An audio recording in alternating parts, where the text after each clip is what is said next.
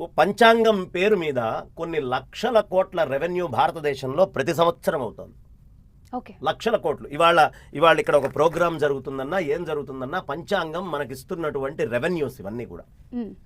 ఈ పండగ స్పెషల్ అని రకరకాల ప్రోగ్రామ్స్ చేస్తాం. టీవీ ఛానల్స్ నుంచి మొదలుపెట్టి, ఉత్సవాల దగ్గర నుంచి మొదలుపెట్టి, గుళ్ళల్లో ఉత్సవాల దగ్గర నుంచి మొదలుపెట్టి, తద్వారా ఇది ఒక పెద్ద ఉత్సవంగా అయి రకరకాలైనటువంటి రెవెన్యూస్ జనరేట్ అవుతాయి. పంచాంగం వల్లే కదా మనకి తిరుపతిలో బ్రహ్మోత్సవాలు ఎప్పుడు జరుగుతున్నాయని చెప్పేది.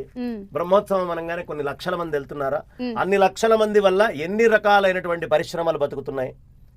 కాబట్టి పంచాంగం వల్ల రెవెన్యూస్ ఇట్లా ఎన్ని గుళ్ళు ఉన్నాయి, ఎన్ని బ్రహ్మోత్సవాలు అవుతున్నాయి, పెళ్లిళ్ళు పంచాంగాల వల్ల అవుతున్నాయి.